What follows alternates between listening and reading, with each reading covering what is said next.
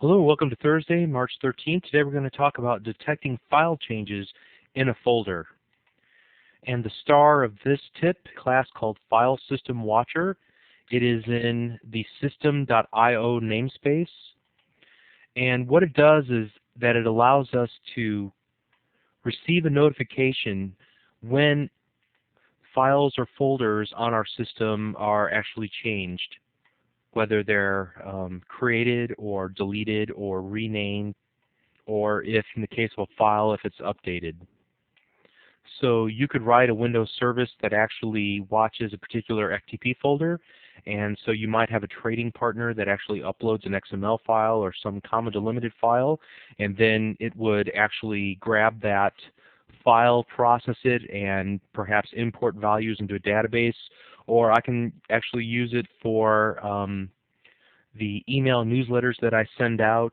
If you're familiar with the SMTP service and Internet Information Services, it uses a folder called queued, and each email that you send out, it actually creates a file with an extension of .eml, and as it's able to send those files out, you can be updated at how many it has left to do and how many it's actually completed. So it's very useful for a number of different purposes.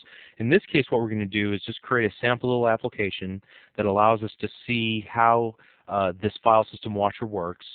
And what we'll then do is start copying a file into that folder. We'll change the name of the file, and we'll delete the file, and we'll watch all of the events that are fired. So what we've done here is basically created a simple Windows Form application with just one label on it.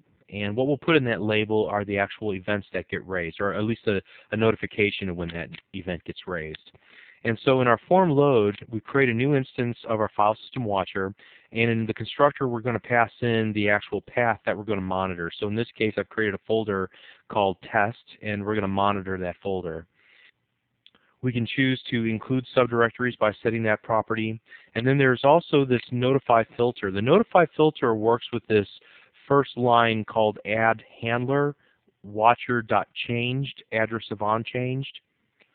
So what we have in our code is actually a onChanged subprocedure that adheres to the changed delegate, so that when a changed event is fired by the watcher, our procedure is actually called.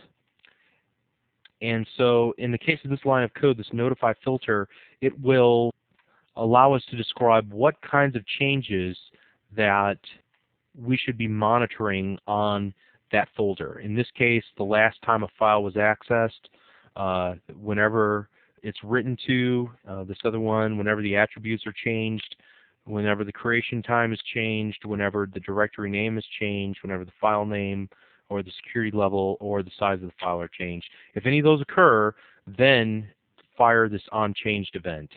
It's also possible that one thing that you do within the file system can actually trigger several different events, and we'll see that happen.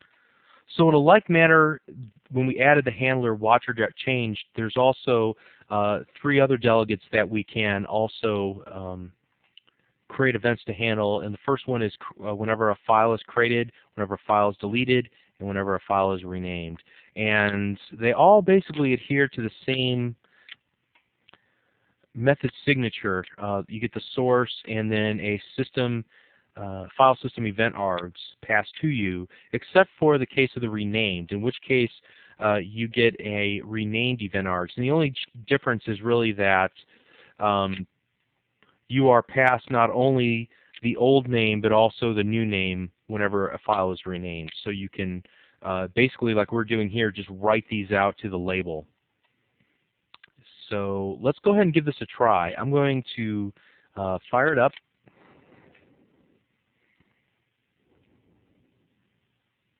Let me bring it down here into our viewing area, and then I'm going to minimize this. Now I have my folder ctest, and I've already got one file in it.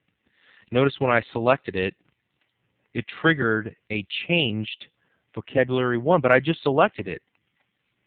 It occurred because, let's take a look at the source code here.